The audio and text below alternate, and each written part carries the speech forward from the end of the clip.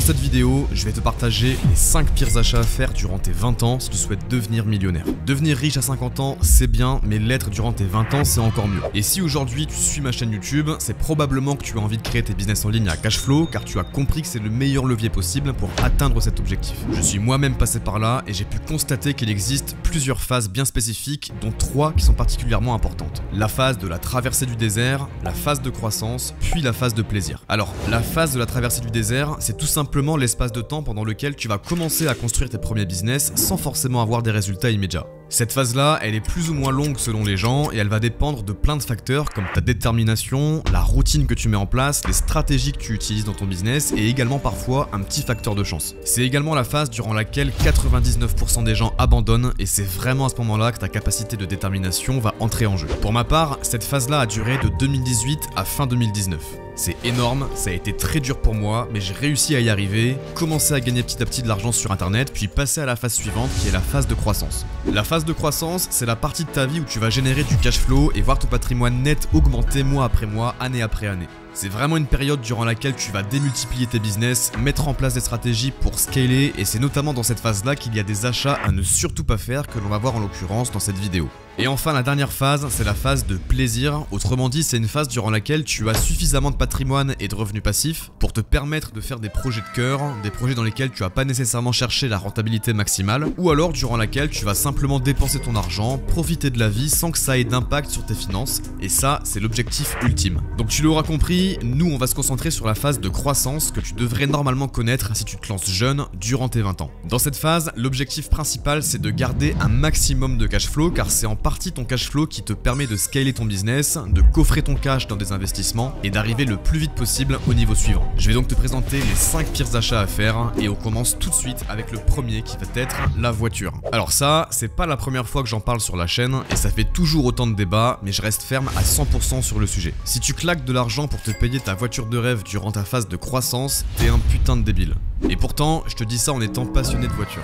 La phase d'expansion ou encore la phase de croissance, c'est une phase dans laquelle tu vas éviter au maximum les grosses dépenses, éviter au maximum d'immobiliser du cash et encore moins dans des passifs parce que la voiture, quoi qu'on en dise, ça reste un passif. Si tu veux te faire un plaisir et rouler dans une voiture de rêve pendant ta phase d'expansion, fais-le occasionnellement sur une courte durée lorsque tu es en voyage par exemple, en faisant de la location. Ça te permettra de pouvoir kiffer tout en étant jeune, ça te donnera un boost de motivation sur le moment et ça t'évite d'immobiliser une grosse somme d'argent et tout plein d'autres avantages. Alors t'auras toujours des envieux qui vont te sortir c'est qu'une loc, sauf que ce que des connards comme ça ne savent pas, c'est que toi tu vas pas louer une voiture pour faire le kéké dimanche après-midi durant le mariage de ton pote, mais tu loues une voiture car t'es en voyage dans un autre pays, que t'es un entrepreneur qui doit se déplacer et qui veut se faire un plaisir et qui a un business qui lui permet de financer ce genre de lifestyle. Tu crois vraiment que les personnalités riches et célèbres possèdent leur propre voiture de luxe aux 4 coins du monde? Clairement pas. Quand ces personnes-là se déplacent, elles font appel à des prestataires qui leur mettent à disposition des voitures durant leur séjour et c'est clairement ce que je t'invite à faire si rouler dans des belles voitures est quelque chose qui t'intéresse et c'est ce que je fais personnellement à chaque fois que je suis en déplacement. Maintenant, ce que je peux te recommander par rapport à la voiture, si un jour tu souhaites en acheter une, c'est de faire en sorte que son prix d'achat ne dépasse pas 10% de ton patrimoine net personnel pour pas que ça vienne empiéter sur ta croissance.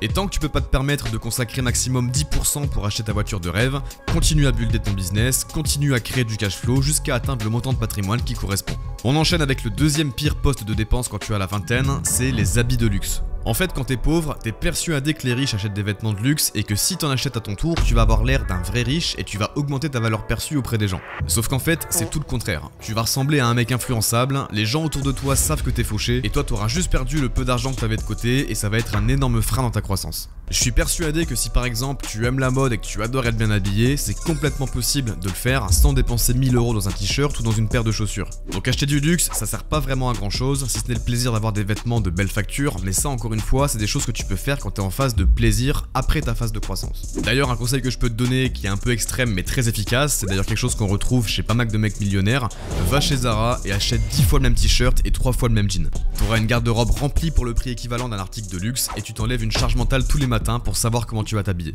On continue avec le troisième pire achat à faire durant tes 20 ans, j'ai nommé la bonne vieille résidence principale.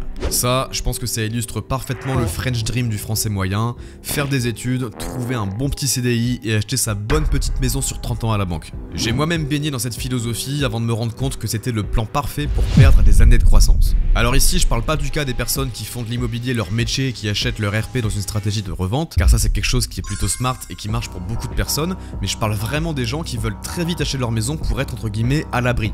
Immobiliser de l'argent dans ta résidence principale durant ta phase de croissance, que ce soit en cash ou sous forme de mensualité à la banque, ça t'empêche de réinvestir dans ton business, dans ton portefeuille boursier ou autre. Ce que je te conseille plutôt de faire, c'est de rester locataire durant quelques années pour exploiter au maximum ton cash flow, et une fois que tu as atteint un certain patrimoine et que tu passes en phase de plaisir, pourquoi pas acheter ta résidence principale. Le double avantage de faire ça, c'est qu'être locataire, ça va déjà te permettre de choisir le loyer que tu es prêt à payer mensuellement et tu vas pouvoir l'adapter selon si tes revenus augmentent ou diminuent. Tu vas pouvoir vivre dans différents pays, dans différents quartiers et ça te permettra de bien acheter ta résidence principale sans te tromper quand tu seras prêt à le faire par la suite. On enchaîne avec le quatrième pire achat à faire durant tes 20 ans et là je vais pas citer un seul achat mais une catégorie d'achat, je parle des passifs. Un passif, qu'est-ce que c'est? C'est très simple, c'est quelque chose qui te retire de l'argent de ton compte bancaire. Parmi les pires passifs, je pourrais citer par exemple les crédits conso, les achats en plusieurs fois, la voiture que j'ai déjà cité précédemment, les divers abonnements, etc. A l'inverse, durant ta phase de croissance, ta seule mission, elle doit être d'acquérir un maximum d'actifs. C'est-à-dire des choses qui vont te faire rentrer de l'argent dans ton compte bancaire, comme les actions à dividendes par exemple. Et enfin, on termine avec le cinquième et dernier des pires achats à faire durant tes 20 ans, et celui-là pour moi c'est clairement le pire, prendre des carrés en boîte de nuit et payer des putains de bouteilles 10 fois leur prix pour essayer d'impressionner des meufs. Je vais forcément passer pour un vieux con en te disant ça, mais clairement c'est de l'argent qui est jeté par les fenêtres. Alors bien sûr, je vais pas faire le mytho, ça peut m'arriver à moi aussi, mais premièrement c'est très rare, et deuxièmement c'est même pas quelque chose que j'aime particulièrement faire. Même si aujourd'hui je gagne plus d'argent qu'il y a quelques années en arrière, j'ai gardé cette valeur de l'argent et je sais que le dépenser dans ce genre de soirée ça reste du gâchis. Et le pire, c'est quand je vois des jeunes qui mettent de l'argent là-dedans qui sont à peine capables de se permettre de perdre, juste pour briller le temps d'une soirée et repartir à zéro le lendemain. Pour moi, c'est simplement du gâchis. Donc pour récapituler, ta période de croissance, elle va forcément durer plusieurs années et c'est à toi de faire en sorte de garder les pieds sur terre et de rester smart et focus pour continuer à grossir et atteindre la phase de liberté financière. On arrive sur la fin de cette vidéo, dis-moi dans les commentaires ce que tu en penses et s'il y a d'autres achats qui selon toi sont à bannir durant la vingtaine. N'oublie pas de liker et de partager cette vidéo à tous les jeunes que tu connais et quant à moi, je te dis à la prochaine. Ciao.